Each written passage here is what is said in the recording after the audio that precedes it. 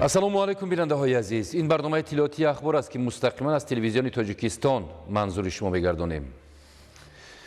новобаста ба мушкилоту монеа ва омилҳои таъсиррасонанда ба рушди иқтисодиву иҷтимоии мамлакат сол то сол рушди воқеи иқтисодиёт таъмин гардида, дар муқоиса ба чанд соли қаблӣ беҳбудӣ дар рушди иқтисодиёт мушоҳида мешавад. яъне ҳукумати кишвар ҳанӯз аз солҳои аввали соҳиби истиқлолӣ ҷиҳати коҳиши сатҳи камбизоатӣ даст ба кор асту то ин дам натиҷаҳо назаррасанд. гузориши ҳамкорони мо дар ин хусус таҳия шудааст.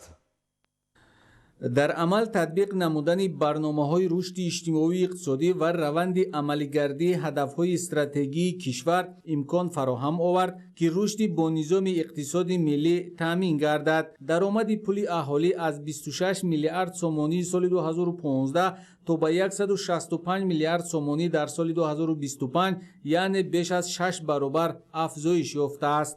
дар соли 2025 беш аз 400 коргоҳ корхона таъсис ёфтааст ва бибинед бо таъсис ёфтану бо ташкил шудани коргоҳу корхонаҳо рӯз ба рӯз мардуми кишвар низ бо ҷои корӣ таъмин мешаванд. мушоҳида мегардад ки мардуми кишвар рӯз ба рӯз зиндагии беҳтар ва зиндагии хуберо ноил гардидаанд. сатҳи камбизоатӣ таи 2 соли охир дар кишвар ба андозаи 2,2% коҳиш ёфтааст. тибқи маълумоти оморӣ, агар соли 2023 сатҳи камбизоатӣ дар кишвар 21,2%ро ташкил медод, ин рақам дар соли 2025 ба 19% расидааст. пайваста дар суханронии президенти мамлакати мо қайд мешавад ки барои мардум бояд мо як зиндагии шоиста таъмин намоем ва ҳамин чиз дар асл рӯз ба рӯз мушоҳида мешавад.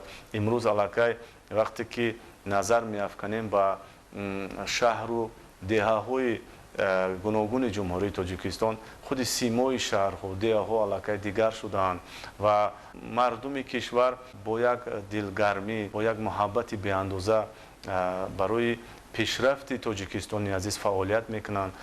президенти ҷумҳурии тоҷикистон муҳтарам эмомалӣ раҳмон дар паёми навбатӣ ба маҷлиси олӣ дастур доданд ки дар соли 2026 тавассути иҷрои саривақтиву босифати барномаву нақшаҳои қабулгардида таъмин намудани суръати рушди иқтисоди кишвар бояд дар сатҳи накам аз 8% таъмин карда шавад. амалисозии саривақтӣ ва сифатноки он имкон медиҳад ки дар 5 соли оянда ҳаҷми маҷмӯи маҳсулоти дохилӣ 2 баробар афзоиш ёфта, сатҳи камбизоатӣ то 10% кам ва ҳиссаи табақаи миёнаи аҳолӣ то 50% зиёд гардад, ки ин ба беҳтар шудани сатҳи зиндагӣ ва таҳкими ҳифзи иҷтимоии аҳолӣ мусоидат менамояд.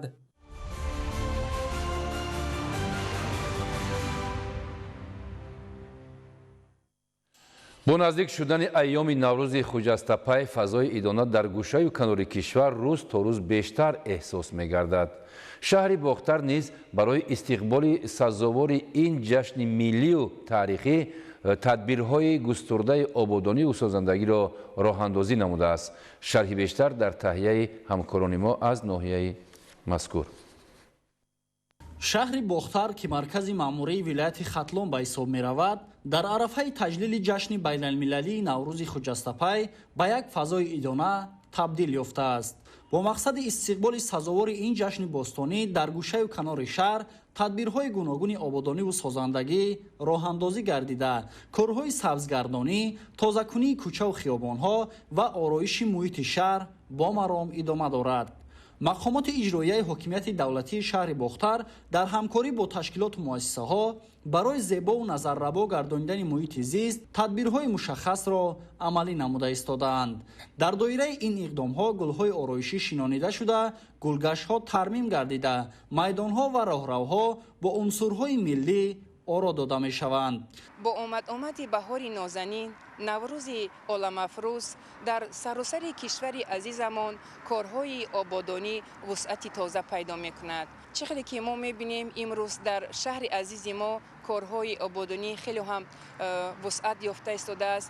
махсусан дар шомгоҳон вақте ки мо ба тамошои шаҳр мебием, як манзараи зебое дида мешавад. яке аз рамзҳои асосии ҷашни наврӯз суманак ба ҳисоб рафта. он нишонаи баракат, фаровонӣ ва оғози зиндагии нав мебошад.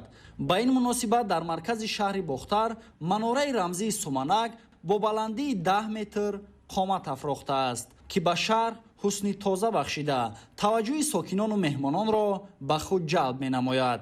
сокинони шаҳри Бохтар чунин иқдомҳоро бо хушнудӣ пазируфта изҳор медоранд, ки анҷоми чунин тадбирҳо аз амалҳои неки инсонӣ дониста мешавад. мо боварии комил дорем ки ҷашни наврӯзи байналмилалиро сокинони шаҳри Бохтар бо як рӯҳияи боло, бо як шукӯҳу шаҳомати хосае пешвоз мегиранд.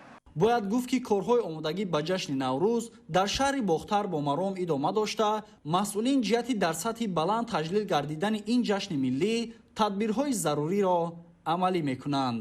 Маҳмараҷаб Абдуллозода, Давлати Файзулло, шаҳри Бохтар, Ахбор.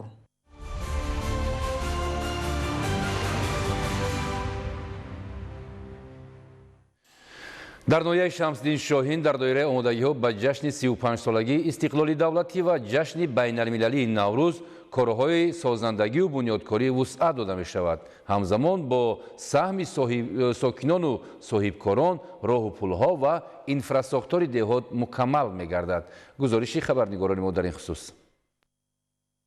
бахшида ба 35-солагии истиқлоли давлатӣ ва истиқбол аз ҷашни Наврӯз дар ноҳияи баландкӯҳи Шамсиддин Шоҳин вилояти Хатлон корҳои созандагию бунёдкорӣ ва сабзу хӯрамгардонӣ вусъат меёбанд.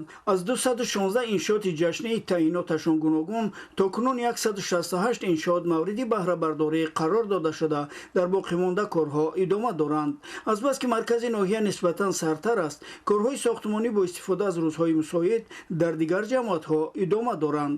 тибқи нақша чорабиниҳои мақомоти иҷроия таваҷҷӯҳ бештар ба инфрасохтори деҳот равона гардида, дар ҳудуди ҳама ҷамоатҳо таъмиру бунёди роҳу пулҳо, хатти барқ, таъмири оби нӯшокӣ, сохтмони мактабу нуқтаҳои тиббӣ ва майдончаҳои варзишӣ бо маром идома доранд. аз ҷумла сокинону соҳибкорони ватандӯсти ҷамоати деҳоти Догистон тавонистанд, ки роҳи 5 километраро, ки маркази ҷамоатро бо шоҳроҳ мепайвандад, дар муддати кӯтоҳ сангфарш карда мавриди баҳрабардорӣ қарор диҳанд ва дар идома ба сангфарш кардани роҳҳои байни деҳаҳо шурӯъ кардаанд.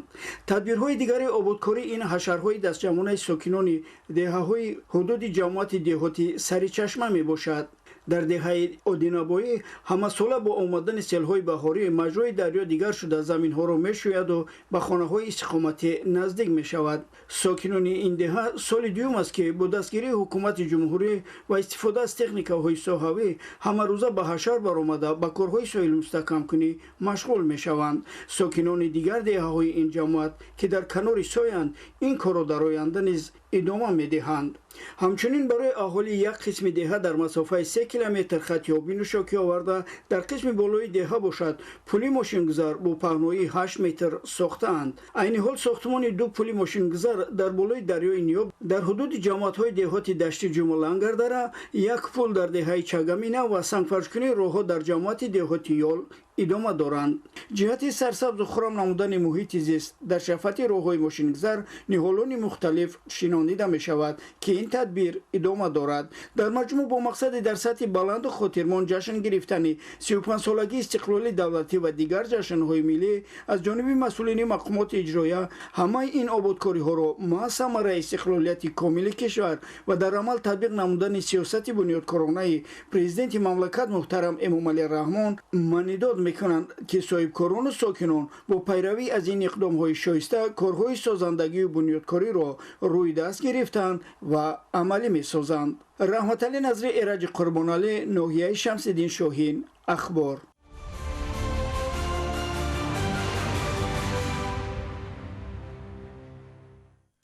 бунёди роҳу пул ва нақбҳо дар ҳудуди вилояти мухтори Кӯҳистони Бадахшон барои ташаккули роҳи абрешим ва зиёдшавии боркашонии байналмилалӣ тавассути қаламрави Тоҷикистон мусоидат намуд.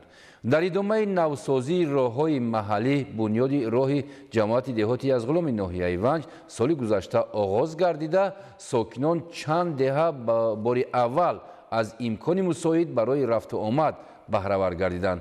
гузориши Наврӯзшоҳи Азизулло. зайч аз дурдастарин деҳа дар водии Язгулон маҳсуб меёбад ки то 6 моҳ қабл набудани роҳ аз мушкилоти асосии 12 хоҷагии ин деҳа буд. иҷрои супориши президенти ҷумҳурии Тоҷикистон пешвои миллат муҳтарам Эмомалӣ Раҳмон имкон фароҳам овард ки то дурдастарин деҳаи водии Язгулон роҳ сохта шавад. аз роҳи байналмилалӣ Душанбе, Хорух, сарҳади Чин то охирон деҳаи водии Язгулон роҳ бо дарозии умумии 34 километр пурра тахту ҳамвор карда шудааст. 1.5 метрам набуд. Мошин ба зур меомад. Агар меомадам, не ки тамоман мошин набуди давра.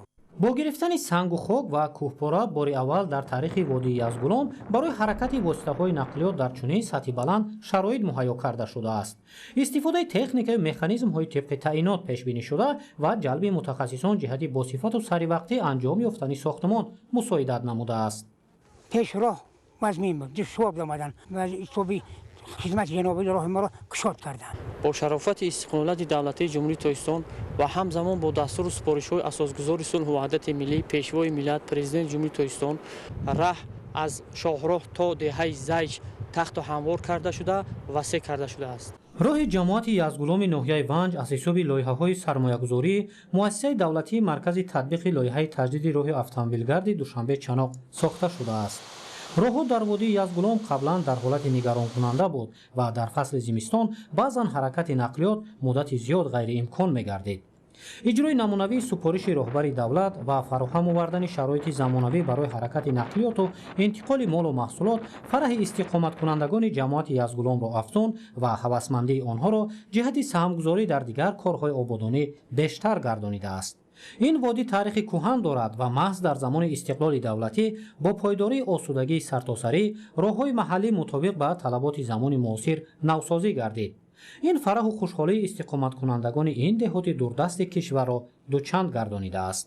барои асвалпӯшкунӣ ҳарорати баланду ҳавои мусоид аз талаботи асосӣ маҳсуб меёбад. бо ҳамин назардошт баъди фароҳам шудани имконияти табиӣ идомаи асвалпӯшкунӣ дар назар аст. дар асоси дастури супориши пешвои маъзуми миллат президенти ҷумҳурии Тоҷикистон муҳтарам Эмомалӣ Раҳмон дар ҳудуди роҳҳои ҷамоати деҳоти Язгулон 34 километр роҳ тахту ҳамвор карда шуд. аз ин 10 километраш асфалтпӯш карда шуд. дар ҳолати мусоид шудани ҳаво дар нақша дорем ки корҳои сохтмониро идома диҳем. ин наворҳо нишон медиҳад ки мувофиқ ба талаби шароити кӯҳистон дар давраҳои гуногун бо душворӣ барои ҳаракат имкон фароҳам оварда шудааст. баъди бунёди роҳи нав хатарҳои эҳтимолӣ барои ҳаракат кам гардид. шуғли асосии сокинони водии Язгулонро ки кишоварзӣ ташкил медиҳад, навсозии роҳ барои интиқоли самараи меҳнати истиқоматкунандагони ин деҳоти ноҳияи Ванҷ ба дигар шаҳру ноҳияҳои кишвар мусоидат мекунад. ман 90 сола роҳ набуд. ба Душанбе аяминҷа мехистим мошинони як мошини вайрона мардум бечора кӯхати мефуромаданд. азобу уқубатҳо. ҳамин хел роҳи хубу нағзе сохтанд ки дар таърихи Язгулон вуҷуд надошт. яъне сангфарш кардан, ҳамвор кардан, рост кардан. Язгулон яке аз дурдастарин ҷамоати деҳот дар вилояти мухтории Кӯҳистони Бадахшон маҳсуб меёбад. иҷрои супоришҳои роҳбари давлат ва таҳкими созандагиҳо тадриҷан шароитро беҳтар ва сокинони 7 деҳаи ҷамоати Язгуломи ноҳияи Ванҷ аз имконияти хуб барои зиндагӣ баҳравар мешаванд. васеъкунӣ ва тахту ҳамворкунии роҳи водии Язгулон пурра ба анҷом расонида шудааст ва имрӯз имконият барои ҳаракати воситаҳои нақлиёт ба талаботи замони муосир мутобиқ гардонида шудааст. оянда сохтмон аз ҷумла идома додани асфалтпӯшкунӣ ба нақша гирифта шудааст. Наврусиҳи Азизулло, Раҷабалӣ Маҳмадалӣ, Ванҷ, Ахбор.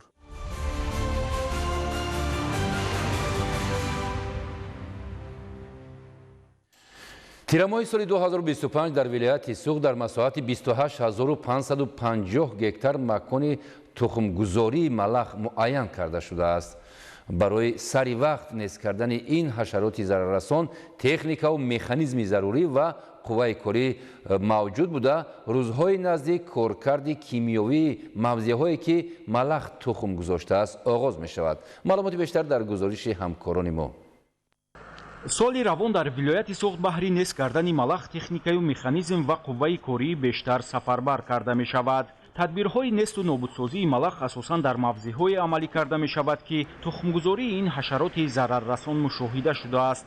тухмгузории малах асосан дар шаҳру ноҳияҳои Конибодом, Истарафшан, Исфара, Деваштиш, Зафаробод, Бобоҷон Ғафуров, Ашт, Мастчоҳ, Ҷаббор Расулов, Спитамен ва Шаҳристон бештар мушоҳида шудааст ва рӯзҳои наздик корҳои несту нобудсозӣ ҳам оғоз мешавад.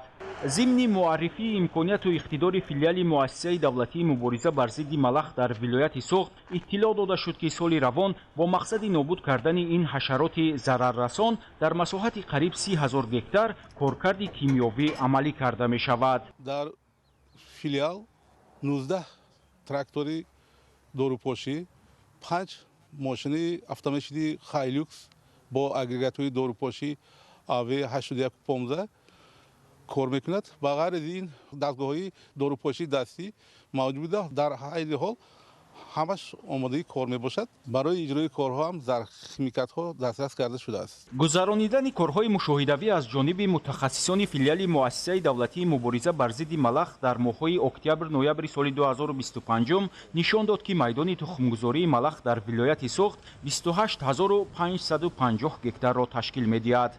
در جلسه ستاد ولایتی مبارزه بر ضد ملخ مسئولین وظیفه‌دار گردیدند که آمادگی را با موسم مبارزه بر ضد ملخ پرزور نموده اجرای سریوقتی چوره‌بینی‌ها را تامین نمایند. همزمان گفته شد که در شهر و ناحیه‌ها و جماعت‌های دهاتی آسیب‌پذیر ستادهای شهری و ناحیوی فعالیت خود را جدی به راه مانند و هماهنگسازی کارها را تامین کنند. زیرا در صورت سریوقت انجام ندادن کارهای پیشگیری کننده ملخ می‌تواند به میدان‌های کشت زراعت کشاورزی، چراگاه‌ها و جنگلزار ضرر جدی رساند. بعد انجام جلسه ستاد ولایتی مبارزه بر ضد ملخ، نشاندهنده‌های ساحه کشاورزی ولایت سوغد در دوام 2 ماه سپری شده سال روان مورد تحلیل و بررسی قرار گرفته، تقویت کارها در سمت اجرای سریوقتی دورنمای کشت زراعت بهاری، بنیاد باغ و تاکزار نو، استفاده تخمی‌های سرحاصل و به منطقه مطابق و در وقت ضروری تامین نمودن خوجگیداران با آب پالزی تقاضا گردید. عبدالوهاب عبدالستار، الیاس باباجان، ولایت سوغد، اخبار.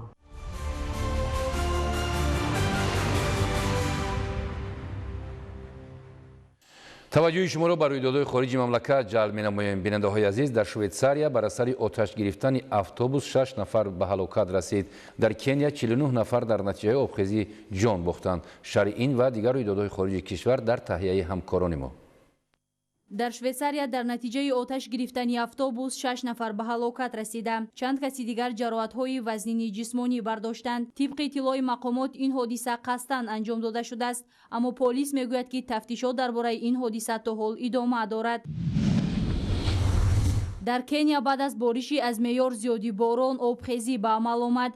در نتیجه 49 نفر به هلاکت رسیده، 9 کسی دیگر به نام و نشان گردیدند. طبق اطلاع رسانه‌های رسمی وضعیت در نیروبی مرکب است. زیاده از 2000 نفر خانه‌های استقامتی خود را ترک نمودند. پروازهای هواپیما تا مدت به تأخیر گذاشته شد. حالا در منطقه‌های آفتی طبیعی کارهای جستجویی نجاتدهی ادامه دارند.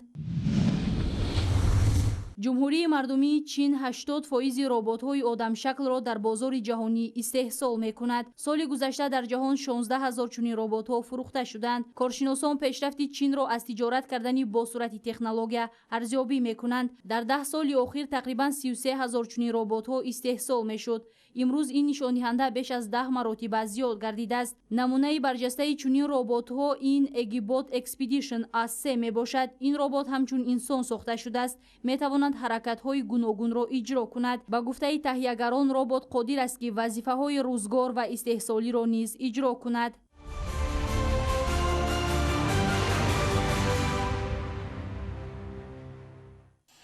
شما را بیننده‌های عزیز با تازه‌ترین خبر گزارش‌ها از حیات امروز جمهوری و خارجی مملکت در نشرهای من بعدی برنامه‌های تلویزیونی اخبار در جریان روز آشنا می‌سازیم. خیلی خوش نمی‌کنیم با تلویزیون تاجیکستان میمونیم.